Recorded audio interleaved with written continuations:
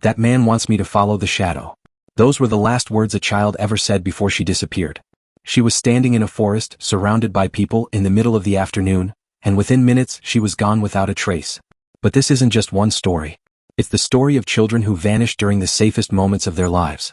Walking home from a school bus, crossing the street to class, delivering newspapers before sunrise, taking a 10-minute walk they'd taken 100 times before. In every case, the distance was short, the routine was familiar, and someone was supposed to be watching. For decades, families have waited for answers that never came, while clues were missed, warnings ignored, and mistakes quietly buried. Tonight, we're retracing those final moments. The sightings that didn't make sense, the evidence that was dismissed, and the patterns that only become visible when you look at all of them together. Because these children didn't just disappear. Something, or someone, let them. And once you see what connects these cases, you'll never look at an ordinary walk the same way again. Before we dive in, if you appreciate true crime stories told carefully, accurately, and with respect for the victims, consider subscribing. It helps keep these stories alive, and ensures more cases like this get told. Now let's begin. Cherry Mahan. On Friday, February 22, 1985, in Winfield Township, a school bus slowed to a stop on Cornplanter Road. It was late winter, but the air that afternoon was unseasonably warm. The snow that lined the roadside had begun to soften, its surface disturbed by footprints, tire tracks, and weeks of passing vehicles. At approximately 4:05 p.m., a third-grade girl stepped off the bus. Her name was Cherry Mahan. Cherry walked past a parked van and turned toward the narrow uphill driveway that led to her family's trailer. It was a short walk, roughly 150 yards. A distance she had covered countless times before. A distance that, under normal circumstances, would take less than 2 minutes. She never made it to the front door. Cherry Mahan was born on August 14, 1976, in Saxonburg. She was a quiet child with cat-eye glasses, the kind of kid who preferred simple games like kick the can and skating with metal-wheeled skates clamped over her shoes. She attended Winfield Elementary School and was known by teachers as polite, reserved, and unassuming. Her mother, Janice Mahan, had been just 16 years old when Cherry was born. Janice graduated from high school, attended community college, and later worked at a nursing home. She eventually married Leroy McKinney, a Vietnam veteran. Cherry served as the flower girl at their wedding. The family lived in a modest trailer along Cornplanter Road, roughly 45 minutes north of Pittsburgh. It was rural, quiet, and the kind of place where neighbors recognized unfamiliar vehicles immediately. In the weeks before Cherry disappeared, something changed. She told her mother that someone had been looking through her bedroom window at night. The figure never spoke, never knocked, just watched. The fear it caused was so intense that Cherry asked to switch bedrooms and often slept curled up on the floor instead of her bed. Janice listened. She believed her daughter. But like so many warnings that only make sense in hindsight, there was no clear explanation. No suspect, no evidence, nothing solid enough to act on. That Friday afternoon was the first day Janice had not been waiting at the bus stop. Because of the warm weather, she had told Leroy to let Cherry walk the rest of the way home alone. A woman named Debbie Burke was parked nearby, waiting for her own children to get off the bus. She watched Cherry step down, adjust her backpack, and walk past a distinctive vehicle parked along the road. It was a bluish-green 1970s Dodge van. Painted on both sides was a mural, a snow-capped mountain with a skier cutting through powder. It was the kind of van you noticed, the kind you remembered. Within 5 to 10 minutes, Leroy realized Cherry had not arrived home. He searched the driveway, the yard, the surrounding area. There were no footprints in the snow leading up to the trailer. No sign she had ever reached the house. About 50 yards from the driveway, investigators later found tire impressions. Bloodhounds were brought in. They picked up Cherry's scent, and then lost it abruptly at the exact spot where the van had been parked. Other children on the bus later reported something even more unsettling. They said the van had followed them for several miles before stopping along Cornplanter Road. The Pennsylvania State Police launched an immediate search. More than 250 volunteers combed the surrounding woods. Helicopters flew overhead. Tracking dogs swept the terrain. The family cooperated fully and passed polygraph examinations. The van became the center of the investigation. It was described consistently, a 1970s Dodge, bluish-green in color, with a mural of a snow-covered mountain and a skier painted on both sides. Tips poured in from across the country. Similar vans were reported in multiple states. But the vehicle was never identified. In May of 1985, Cherry Mahan became the first child featured in the National Center for Missing and Exploited Children, Have You Seen Me? Postcard campaign. Millions of postcards bearing her face were mailed to households across the United States. In 1990, her case aired on Unsolved Mysteries, bringing renewed attention, but no resolution. On November 5, 1998, Cherry was declared legally dead. Her mother never accepted it. Years passed. Leads faded. Then, in 2011, investigators received a tip deemed potentially crucial. One that pointed toward specific individuals and suggested Cherry was unlikely to be alive. Details were never publicly released. In 2014, a woman in Michigan claiming to be Cherry was ruled out through DNA testing. In 2015, cadaver dogs searched a property in Winfield Township. Nothing was found. Then, after decades of silence, the case accelerated. In October 2025, Pennsylvania State Police and the Federal Bureau of Investigation excavated a property along River Road in South Buffalo Township, Armstrong County, approximately 10 miles from where Cherry vanished. A private investigator, Steve Ridge, announced a $100,000 reward and identified Cherry's blue backpack as potentially critical evidence, theorizing it may have been submerged in a pond near her grandmother's home. Most significantly, an inmate imprisoned on unrelated charges began sending letters. He claimed his own family members were responsible for Cherry's disappearance. He wrote to Janice. He wrote to state police. He wrote to multiple media outlets. But when Janice traveled to the prison to meet him face-to-face, he refused to see her. The letters contained details investigators are still attempting to verify. Cherry's biological father remains a person of interest according to state police. As of today, the case remains open and actively investigated by Pennsylvania State Police Troop D with FBI assistance. February 22, 2026 marked the 41st anniversary of Cherry Mahan's disappearance. Janice Mahan has publicly stated, "I truly believe I finally know who was responsible. I can't share their name, but I will say it was someone local." Investigators are now questioning whether the famous van was a red herring all along, redirecting attention to a blue sedan parked in a nearby driveway that day, a vehicle long overlooked. For 41 years, a mother has been waiting. Waiting for answers. Waiting for accountability. Waiting for the moment when a 150-yard walk finally ends. Etten PZ on Friday morning, May 25, 1979 in Soho, a mother stood in the doorway of her loft apartment and watched her son begin a journey he had never taken alone before. It was a simple walk. Half a block. One street crossing. A routine so ordinary that millions of parents would repeat it without a second thought. Her son turned back. He smiled. He waved. And then he kept walking. That was the last time anyone in his family ever saw him. His name was Etten Patz. Etten Khalil Patz was born on October 9, 1972. He lived with his parents, Stanley Patz and Julie Patz, in a loft at 113 Prince Street. At the time, Soho was not the upscale neighborhood it would later become. It was still gritty, industrial, filled with warehouses, loading docks, and sparse foot traffic in the early mornings. Stanley Patz was a professional photographer who worked from home. Julie ran an in-home daycare. Etten had an older sister, Shira, and a younger brother, Ari. He was energetic, trusting, and eager to prove he was old enough to do things on his own. That Friday was the last day of school before Memorial Day weekend. After weeks of discussion, his parents had finally agreed to let him walk to the school bus stop alone for the very first time. That morning, Etten wore a black future flight captain pilot cap, a blue corduroy jacket, blue jeans, blue sneakers with fluorescent stripes. Slung over his shoulder was a blue cloth tote bag decorated with elephants. Inside were a few toy cars and a single dollar, money he planned to spend on a soda. He left the apartment at approximately 8 a.m. A neighborhood woman and a mail carrier both saw Etten at the intersection of Worcester and Prince Streets. He was walking calmly, confidently, exactly where he was supposed to be. The bus stop was less than half a block away. Etten never reached it. Inside the school that morning, Etten's teacher noticed he wasn't there. But no report was made. No call was placed. No alarm was raised. At the Patz home, the day passed like any other, until 3:15 that afternoon. That's when the family learned Etten had never arrived at school. The search began immediately. Nearly 100 police officers flooded Soho. Tracking dogs were deployed. Officers searched basements, alleyways, rooftops, trash areas, and loading docks. The neighborhood was canvassed block by block. Nothing was found. No clothing. No belongings.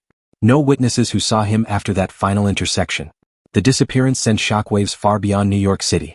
Etten's face soon became one of the most recognizable in the nation. In 1983, President Ronald Reagan designated May 25 as National Missing Children's Day, in direct response to Etten's case.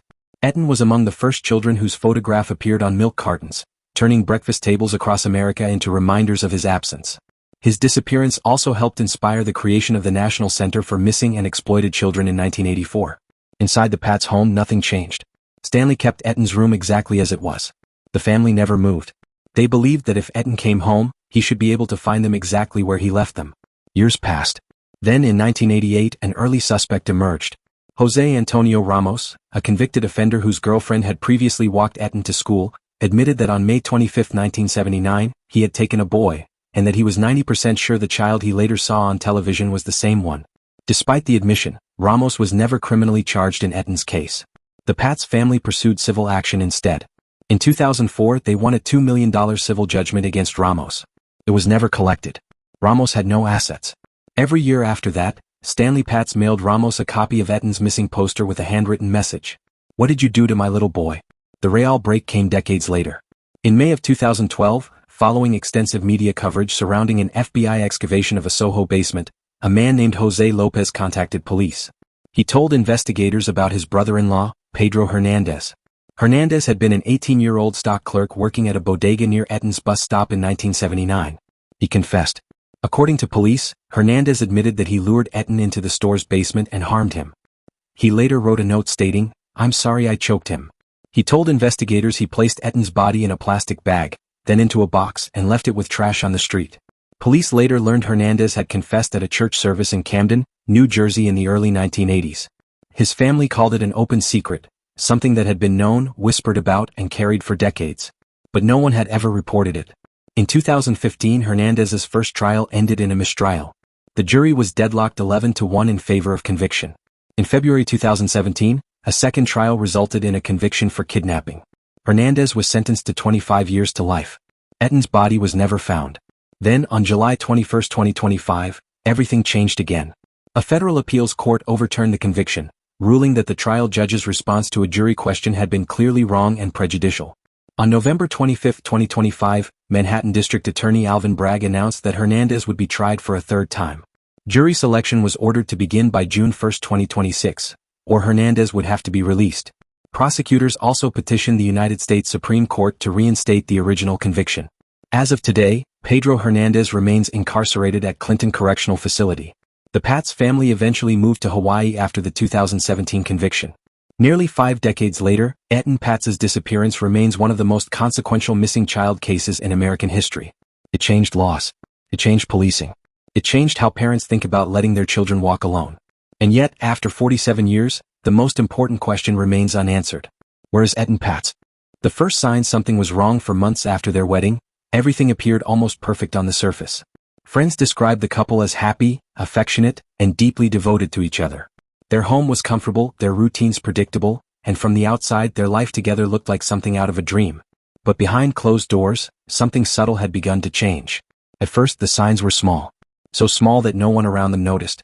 Even the man at the center of it all brushed them off as stress or exhaustion from work. Some mornings he woke up feeling unusually tired, as though he had barely slept at all. Other days he experienced sudden nausea that seemed to come out of nowhere. It was strange but not alarming. Everyone gets sick occasionally. He assumed it was just one of those things. But over the next several weeks, the symptoms didn't go away. They got worse. The nausea returned more frequently. Headaches followed. Some days he felt dizzy, almost disoriented, like his body simply refused to cooperate with him. At times he struggled to concentrate, forgetting simple things he normally would never overlook. Still, he didn't suspect anything sinister. He trusted the person closest to him. His wife. And she appeared to be the picture of concern. Whenever he mentioned feeling sick, she responded with sympathy and care. She would suggest he rest, bring him water, or encourage him to take medication to help with the discomfort. To anyone watching, she seemed like a loving partner doing everything she could to help the man she cared about. But the pattern was becoming impossible to ignore. The episodes always seemed to happen in the same way. He would feel perfectly fine one moment, and then shortly after eating or drinking something prepared at home, the symptoms would return. Nausea. Weakness. That strange fog in his head. It never lasted long enough to send him to the hospital. Just long enough to make him feel miserable. Then it would pass. And life would continue. Weeks turned into months, and the cycle repeated itself again and again. Friends began noticing that he looked different. He had lost weight.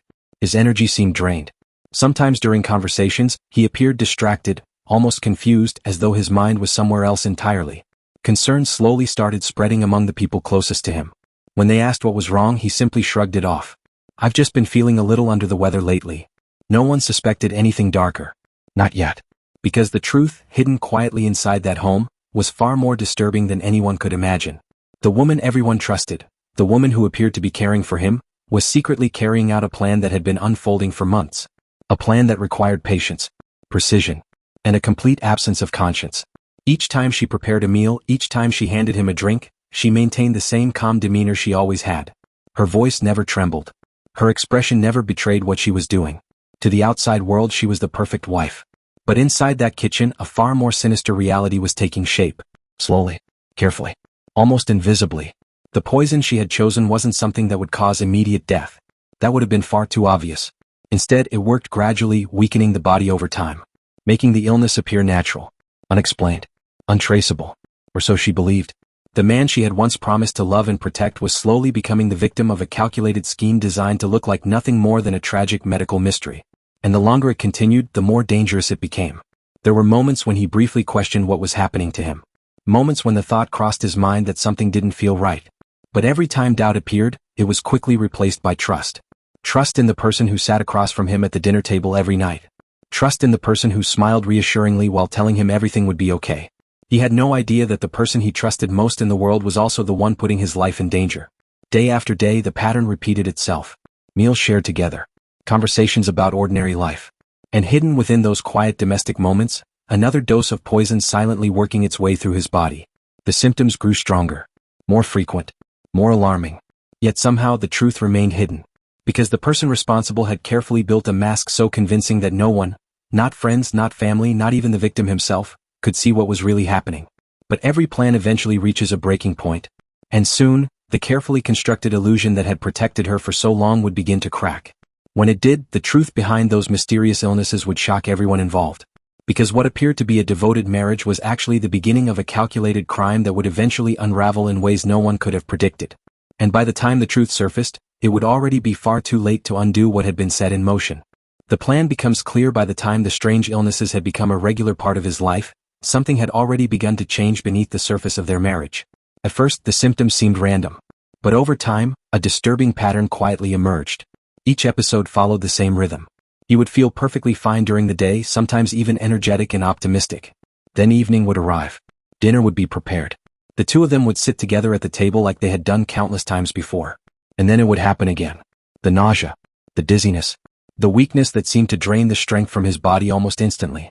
At first, he assumed it was stress. Work had been demanding lately, and exhaustion often does strange things to the human body. But as the weeks passed, the symptoms grew stronger, more consistent, and harder to explain. Friends began to notice the difference. He looked thinner, paler. Sometimes during conversations, he struggled to focus on what people were saying. His thoughts seemed to drift, as though something inside him was interfering with his ability to think clearly. Concern slowly began spreading among the people who cared about him. They suggested doctors, medical tests, second opinions. But every time the idea came up, his wife gently reassured everyone that things were under control. She told them he had already seen someone. That the symptoms were probably related to fatigue or a mild digestive condition. Nothing serious. Nothing to worry about. And because she spoke with such calm certainty, people believed her. After all, she was the one closest to him. She was the one taking care of him every day. But behind that calm exterior, a very different reality was unfolding. Because the illnesses weren't random. They were carefully planned. The woman who appeared so devoted to his recovery had been quietly studying the effects of various toxic substances for months. She had researched how certain compounds could affect the body slowly, producing symptoms that resembled natural illness. Symptoms that could be mistaken for common medical conditions. Symptoms that doctors might struggle to identify immediately. Her plan relied on patience. Instead of causing immediate harm, the poison would be introduced gradually, in small amounts over an extended period of time. Small enough to avoid suspicion. Large enough to slowly weaken him. Each meal became part of the plan. Each drink another opportunity. And every time he felt sick afterward, she responded the same way, with concern, sympathy, and reassurance.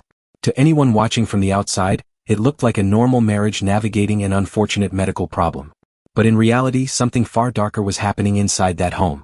The more his health declined, the more she positioned herself as the caring partner supporting him through a difficult time. She scheduled appointments. Encouraged him to rest. Spoke to friends and family on his behalf.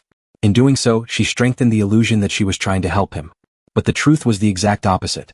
Behind the scenes, the real motivation driving her actions was money. A massive financial reward that would only become available under very specific circumstances. Circumstances that required her husband to be gone. Completely. It was a life insurance policy worth tens of millions of dollars. And in her mind, the path to claiming it had already been set in motion. The more his condition worsened, the more convincing the story would become. If he eventually died from what appeared to be an unexplained medical issue, the tragedy would seem natural. Unfortunate. But not suspicious. Or at least that was the plan. What she didn't realize was that even the most carefully constructed schemes leave behind small cracks, details that don't quite fit together. At first, those cracks were almost invisible. Tiny inconsistencies. Moments that felt strange but were easy to ignore. But as time went on, those small details would begin to accumulate. And once people started looking closely enough, the entire illusion would begin to collapse. Because someone was about to notice something that didn't make sense. Something that would raise a question no one had asked before. And once that question was spoken out loud, everything would start to unravel. The illusion begins to crack. By now, the unexplained illness had become impossible to ignore. What once felt like occasional bad days had transformed into something far more serious. The episodes were happening more often, lasting longer, and leaving him weaker each time they passed. His body was changing in ways that even he could no longer dismiss as stress or fatigue. Friends and family had started asking more questions. They noticed the difference in his appearance almost immediately. His face had grown pale, his posture slightly hunched, and the energy he once carried into every room had been replaced with quiet exhaustion. The transformation was slow enough to go unnoticed at first, but now it was undeniable. Something was wrong. Very wrong. Conversations that once revolved around work, hobbies, and weekend plans now focused on his health. Everyone wanted to know what the doctors had said. They wanted reassurance that someone, somewhere, had identified the cause of his mysterious condition. But the answers were always vague. Every time the subject came up, his wife calmly explained that the doctors believed it was probably a digestive issue or perhaps a reaction to stress. She told them that medical tests were being done and that they were simply waiting for results. Her tone was always confident, reassuring, convincing. And because she spoke with such certainty, people hesitated to question it further. Still, there were moments when doubt began to creep into the edges of the story. One evening, during a quiet gathering with close friends, someone made an observation that would later take on far greater significance than anyone realized at the time. They noticed something about the timing of his illness. It seemed to happen mostly at home. More specifically, it seemed to happen after dinner. At first, the comment sounded like nothing more than casual speculation. After all, most people spend the majority of their evenings at home. It was natural that symptoms might appear during those hours. But the idea lingered in the air. Unanswered. Uncomfortable. For the first time, someone had unknowingly brushed against the hidden truth. And while the comment didn't immediately spark suspicion, it planted a quiet seed of curiosity in the minds of those who heard it. Because when they thought back on the past few months, the pattern was difficult to ignore. The sickness almost always followed the same sequence. Dinner. Then illness. Dinner. Then illness again. Of course, none of them could imagine that something deliberate might be causing it. That possibility was simply too disturbing to consider. After all, the person preparing those meals was the same person who appeared to be caring for him through every painful episode. His wife. The one who sat beside him when he felt weak. The one who encouraged him to keep seeing doctors. The one who reassured everyone that everything would eventually be okay. But the cracks in the illusion were beginning to grow. Even the victim himself had started noticing something strange about the way his symptoms appeared. There were moments when he quietly wondered if the problem might be connected to something he was eating or drinking. The thought crossed his mind more than once. But every time it appeared, it was quickly dismissed. The idea that someone close to him could be responsible felt impossible. Unthinkable.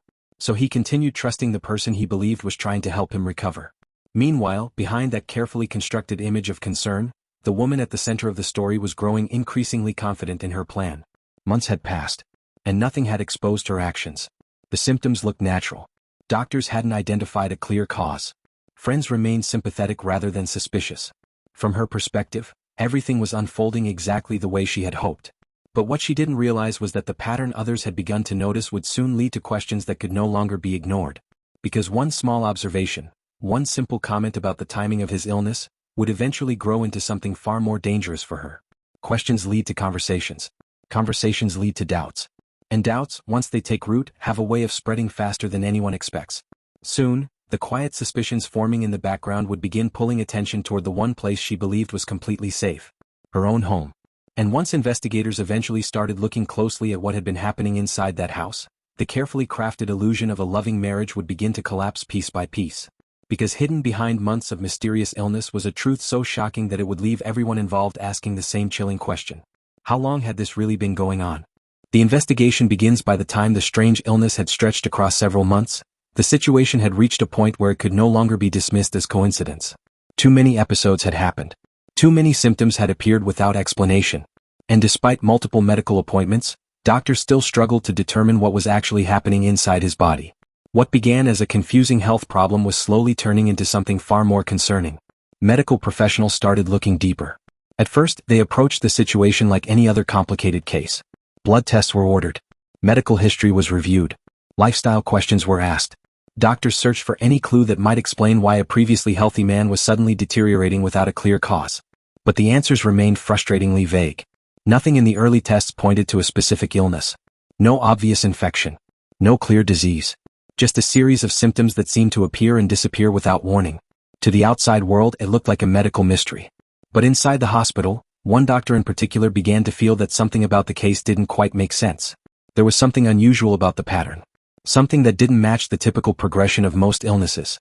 When doctors deal with unexplained medical problems, they often start asking a very important question. What changed? They examine the patient's lifestyle, diet, environment, daily routines, anything that might help identify a hidden trigger. And as those questions began to unfold, one detail slowly started to stand out. Many of the episodes seemed to occur after meals. More specifically, after meals eaten at home. At first, the observation felt subtle. It wasn't strong enough to draw immediate conclusions. But it was enough to raise curiosity among the medical team. Because certain toxins can mimic natural illness. And when they do, the symptoms often appear shortly after the substance enters the body. Still, suggesting something like that required evidence. Doctors couldn't jump to conclusions without proof. So instead, they began quietly expanding the scope of their investigation. More detailed tests were ordered. Blood samples were sent to specialized laboratories capable of detecting substances that routine medical exams might overlook. Meanwhile, the man at the center of the story was growing weaker. Each new episode seemed to drain more energy from his body than the last. Tasks that once felt simple now required effort. Even basic activities like walking around the house or climbing stairs left him feeling exhausted. Friends and family were becoming increasingly worried. The uncertainty surrounding his condition had created an atmosphere of quiet fear. Everyone wanted answers. But no one expected those answers to reveal something far more disturbing than a medical condition. Because as the laboratory tests began returning, doctors noticed something unusual. Traces of substances appeared in his blood that shouldn't have been there. Not in those amounts. Not in someone with no known exposure to dangerous chemicals. At first, the discovery created confusion rather than clarity. Where could the substances be coming from? There was no indication that he worked with hazardous materials. No environmental explanation. No accidental exposure that made sense. But the presence of those chemicals suggested one unsettling possibility. Poisoning. The idea was almost too shocking to believe. Poisoning cases are extremely rare, especially in ordinary domestic settings. Most people never encounter them during their entire medical careers. Yet the evidence was beginning to point in that direction. Still, doctors had to be careful. Before raising alarm, they needed to confirm the findings through additional tests. So the samples were analyzed again and again, each time producing the same disturbing result. Something toxic was entering his body. Repeatedly. Gradually. And the timing of the symptoms suggested it was happening over an extended period of time. That discovery forced medical professionals to consider a chilling possibility. Someone might be deliberately causing the illness. At this stage, they still didn't know who. They didn't know how. But they knew something was very wrong. Following medical protocol, the situation was quietly reported to authorities so the findings could be investigated further. What began as a confusing health case had now entered the territory of a potential criminal investigation. Detectives were brought in to review the evidence. Their job was to determine whether the toxic substances found in his system had an innocent explanation, or whether someone was responsible. Investigators began examining every aspect of his life. Workplace exposure, recent travel, interactions with other people. But as they looked closer, one detail continued to return to the center of the timeline. Home. Most of the symptoms began there. Most of the episodes happened after meals prepared there. And most importantly, the person who had the closest daily contact with him was also the one responsible for preparing those meals. His wife. At first, detectives approached the situation cautiously. Accusing someone without proof would be reckless. So instead, they began gathering information quietly. Interviews. Background checks. Financial records. Anything that might reveal whether there was a motive behind the strange medical findings. And what they eventually discovered would turn the entire investigation in a direction no one had anticipated. Because hidden inside a stack of financial documents was a detail that suddenly made everything far more suspicious. A life insurance policy. One worth tens of millions of dollars. And the beneficiary listed on that policy was the same person who had been caring for him throughout his illness. His wife. Suddenly, the mysterious sickness no longer looked like a random medical problem. It looked like something far more calculated. And if investigators were right, the person responsible had been sitting beside him the entire time. The evidence begins to surface once investigators began looking closely at the case. The quiet mystery surrounding the illness quickly started transforming into something far more serious. What initially appeared to be a complicated medical puzzle had now entered the realm of a potential criminal investigation. The toxicology reports had confirmed something disturbing. The substances detected in his bloodstream were not naturally occurring. They were chemicals that should never have been present inside a healthy human body, especially not repeatedly over an extended period of time. Someone, somewhere, had been introducing those substances into his system. And the only question investigators needed to answer now was how. Detectives began by reconstructing a timeline. Every hospital visit. Every episode of sickness. Every meal. Every day that had passed since the mysterious symptoms first appeared. The pattern quickly became clear. Nearly every severe episode happened within hours after he had eaten food prepared at home. That detail alone wasn't enough to prove anything, but it was impossible to ignore. Investigators also interviewed friends, co-workers, and family members, hoping someone might remember something unusual about the past several months. At first, the conversation seemed ordinary. Most people described the couple the same way. Happy. Normal. Like any other married pair navigating the challenges of everyday life. But slowly, a few subtle observations began to surface. One friend recalled how the husband often mentioned feeling sick late in the evening after dinner. Another remembered that the symptoms seemed to disappear whenever he spent extended time away from home. For example, during a short work trip a few weeks earlier, he had reportedly felt better than he had in months. At the time, everyone had assumed the improvement was due to rest or reduced stress. Now, however, that detail carried a much darker implication. Because during that trip, he hadn't been eating meals prepared at home. Investigators took note of the pattern immediately. If the symptoms disappeared when he was away, and returned when he came back, the source of the poisoning was likely connected to something inside the home. And there was only one person consistently present during those meals. His wife.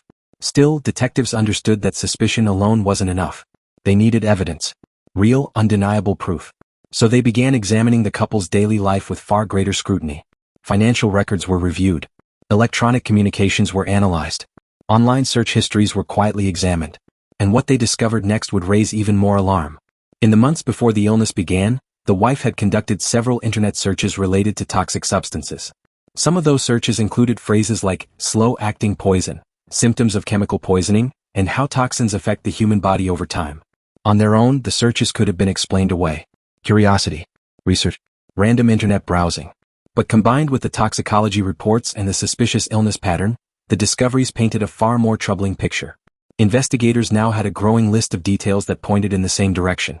A husband becoming mysteriously ill. Toxic substances found in his blood. Symptoms appearing after meals. Internet searches about poison. And a life insurance policy worth tens of millions of dollars. Each piece alone might have seemed harmless. Together, they began forming a very disturbing story.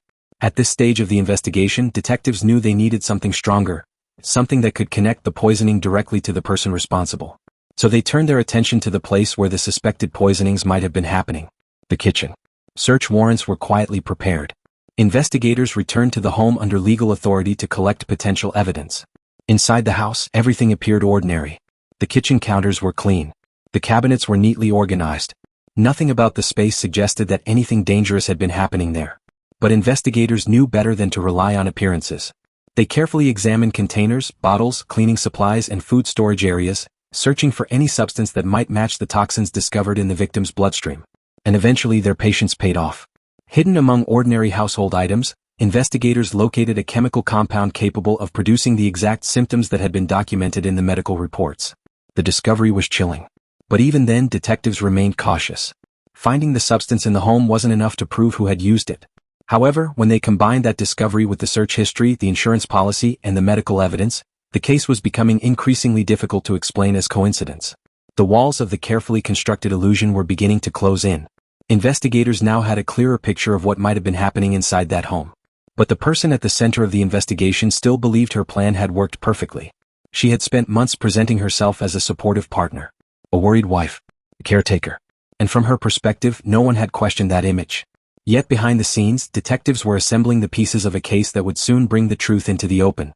And once those pieces were placed together, the story she had worked so carefully to control would begin unraveling faster than she could stop it. Because the evidence was finally starting to point directly at her.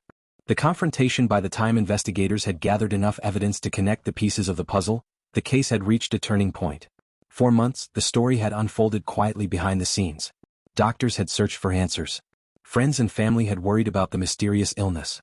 And detectives had been carefully assembling a timeline that revealed something far more disturbing than anyone originally suspected. Now the evidence was beginning to tell a clear story. The toxic substances found in the victim's bloodstream were real. The chemical compound discovered inside the house matched the symptoms doctors had been observing for months. And the internet searches connected directly to information about slow-acting poisons. Each discovery strengthened the case. But investigators still needed one final step before the truth could fully come into the open. They needed to confront the person at the center of it all. Detectives arranged a formal interview, presenting it as a routine part of the investigation into the victim's illness. At that point, the wife had no reason to believe that the focus had shifted toward her. After all, she had spent months building the image of a concerned partner. A supportive spouse who had been standing beside her husband during every hospital visit, every painful episode, every confusing medical test. From the outside, she appeared to be the last person anyone would suspect. When investigators first sat down with her, the conversation began calmly. They asked simple questions about the timeline of her husband's illness. When did the symptoms first appear? What kinds of meals had he been eating? Had anything unusual happened in the months leading up to the mysterious sickness? Her answers came easily. She spoke with the same calm confidence she had shown friends and family. At first, she explained that the illness had been frightening for both of them. She described the stress of watching someone she loved struggle without clear answers from doctors. To anyone listening, her story sounded believable. But detectives were paying attention to every word. They already knew details that she didn't realize they had uncovered. So slowly, carefully, they began introducing those details into the conversation. They mentioned the toxicology reports. They explained that doctors had discovered chemical substances in her husband's system. The shift in the room was subtle. For a brief moment, the calm rhythm of the conversation changed. But she quickly recovered, suggesting that perhaps the exposure had come from somewhere outside the home. Maybe something at work. Maybe environmental contamination. Maybe a mistake in the laboratory test. The explanations came quickly, one after another. But investigators continued pressing forward. Next, they introduced another piece of information. The internet search history. Records showing multiple searches related to poison and toxic chemicals. Once again, she tried to explain it away. She suggested the searches might have been related to curiosity about her husband's illness. Perhaps she had been researching symptoms online, trying to understand what was happening to him. It was a reasonable explanation. But detectives weren't finished yet. Finally, they revealed the discovery that investigators had made inside the home. The chemical compound found in the kitchen. A substance capable of producing the exact symptoms that had been documented in the medical reports. This time, the silence in the room lasted longer. Because suddenly, the story she had been telling for months was beginning to collapse. Investigators watched carefully as she processed the information. The confident explanations that had come so easily before were now harder to find. Detectives explained that the chemical compound found inside the house matched the toxic substance discovered in her husband's bloodstream. The pattern of illness. The research history. The presence of the substance. Each piece now pointed toward the same conclusion. And investigators needed to know why. At this stage, the conversation shifted from questions about illness to questions about motive. They asked about the life insurance policy. The one worth tens of millions of dollars. The room grew quiet again. For months, the plan had relied on one assumption, that no one would ever connect those details together. But now investigators were laying them out in front of her one by one. The illness, the poison, the financial motive. And suddenly, the carefully constructed image of a worried wife was beginning to fall apart. Detectives explained that the evidence strongly suggested someone had been introducing toxic substances into her husband's food or drink over an extended period of time. They gave her an opportunity to explain. But the explanations were no longer convincing. The timeline was too clear. The evidence too specific. Eventually, the interview reached the point investigators had been preparing for. They informed her that she was now the primary suspect in a poisoning investigation. What had started as a medical mystery had now become a criminal case. And the person who had appeared to be the victim's closest supporter was now facing accusations that could change her life forever. In that moment, the truth that had been hidden for months was finally beginning to surface. But the story wasn't over yet. Because what would happen next would determine how the entire case would ultimately end. The truth finally revealed after months of mysterious illness, quiet investigation, and a confrontation that revealed far more than anyone expected. The case had finally reached its final stage. What had once appeared to be a tragic and confusing medical situation was now being treated as something far more serious. A deliberate act. An attempted murder. Investigators had spent weeks carefully building the case. Every piece of evidence had been documented and examined, from the toxicology reports to the chemical compound discovered inside the home. The internet search history, the suspicious timing of the illness, and the massive life insurance policy all pointed toward the same disturbing conclusion. This had not been an accident. And it had not been a medical mystery. Someone had been slowly poisoning the man over a long period of time. Once detectives were confident that the evidence could support criminal charges, they moved forward with the next step. An arrest. The moment arrived quietly but decisively. Law enforcement officers approached the suspect and informed her that she was being taken into custody in connection with the poisoning investigation. What had once been a carefully hidden plan was now the center of a criminal case that would soon be examined in a courtroom. The woman who had spent months presenting herself as a worried and supportive spouse was now facing the reality of criminal charges that could lead to a lifetime behind bars. News of the arrest spread quickly. Friends and neighbors who had watched the couple struggle with illness were stunned by the revelation. Many had believed they were witnessing a tragic medical situation, not the slow unfolding of a calculated crime. For those closest to the victim, the discovery was almost impossible to process. The person they believed had been caring for him was now accused of deliberately harming him. And the motive behind the crime shocked everyone even more. Money. Investigators revealed the existence of the enormous life insurance policy worth tens of millions of dollars. The financial incentive had created a motive strong enough to turn a marriage into something far darker. According to the evidence presented by prosecutors, the plan had been simple in theory but terrifying in execution. Introduce small amounts of poison over time. Allow the illness to appear natural. And eventually collect the financial reward once the victim was gone. But what the suspect hadn't anticipated was how carefully medical professionals would examine the unexplained symptoms. Nor had she expected investigators to uncover the digital trail left behind by internet searches about poison and toxic substances. Each small detail that seemed harmless on its own had eventually become part of a much larger picture. And that picture now formed the foundation of the criminal case. As the case moved into the courtroom, prosecutors presented the evidence step by step.